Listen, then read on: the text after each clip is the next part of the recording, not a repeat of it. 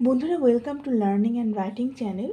আজকের ক্লাসে আমরা শিখব প বর্গীয় যুক্তবর্ণ দিয়ে শব্দ গঠন। আমরা প্রথমে জেনে নেই প বর্গীয় যুক্তবর্ণটি কী। বাংলা বর্ণমালায় প, ফ, ব, ভ এবং ম এই 5টি বর্ণকে প বর্গীয় বর্ণ বলা হয়। এই 5টি বর্ণগুলো যখন অন্য কোনো ব্যঞ্জনবর্ণের সাথে যুক্ত হয়ে নতুন বর্ণ তৈরি করে তখন সেগুলোকে প বর্গীয় যুক্তবর্ণ বলা হয়। আমরা এখন দেখে নেই প বর্ণ দিয়ে গঠিত কিছু যুক্তবর্ণ এবং সেগুলোর শব্দ। প্রথমে আছে প যুক্ত ত। এটা গঠন প্রণালীটা কীরকম? প এবং ত যুক্ত হয়ে এই যুক্তবর্ণটি তৈরি হয়েছে।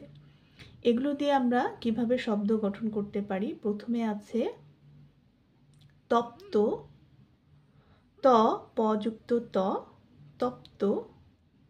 এরপরে আছে লিপ্ত, ল রস্বইকার, প যুক্ত ত, লিপ্ত। এরপরে আছে দীপ্তি, দয় দীর্ঘইকার, প রস্বইকার যুক্ত ত, দীপ্তি। এরপরে আছে সুপ্ত, সপ্তম, সপ্তাহ, রপ্তানি, ব্যাপ্ত। এভাবে আমরা প যুক্ত ত যুক্তাক্ষরটি দিয়ে এগুলো শব্দ গঠন করতে পারি। এরপরে আছে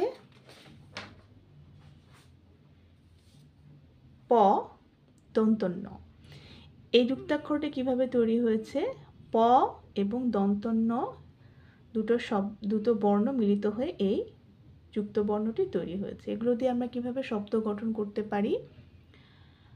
প্রথমে আছে স্বপ্ন, স্বপ্নিল, স্বপ্নচারী, স্বপ্নদ্রষ্টা,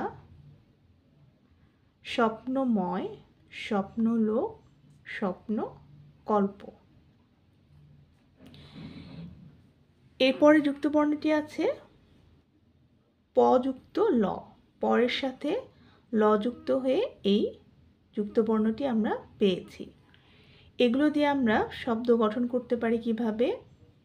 প্লাবন, বিপ্লব, প্লাস্টার, আপ্লুত, ডিপ্লোমা, প্লাজা, প্ল্যাটফর্ম, প্লাস্টিক। এরপরে আছে প রফলা। এটা আমরা কিভাবে গঠন করতে পারি? প সাথে র যুক্ত করে, পয়ের সাথে র যুক্ত করে আমরা এই প রফলা প্র এই যুক্তবর্ণটি পেয়েছি।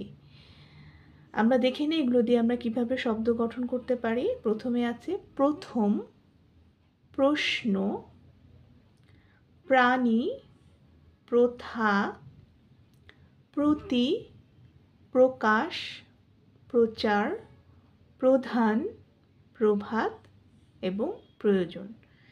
এগুলো ছাড়া আরও প্রচুর শব্দ আমরা প রফলা এই যুক্তবর্ণটি দিয়ে পাই। এরপরে আছে প সংযুক্ত দন্তস্ব। এটা কিভাবে গঠিত হয়েছে? প সাথে দন্তস্ব যুক্ত হয়ে এই যুক্তাক্ষরটি আমরা পেয়েছি। এগুলো দিয়ে আমরা কিভাবে শব্দ গঠন করতে পারি?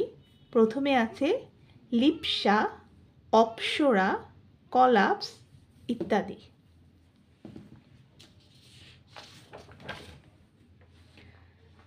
এরপরে আছে প যুক্ত প। প যুক্ত প কিভাবে গঠিত হয়েছে? পর সাথে প যুক্ত হয়ে আমরা প যুক্ত প এই যুক্তাক্ষরটি পাই।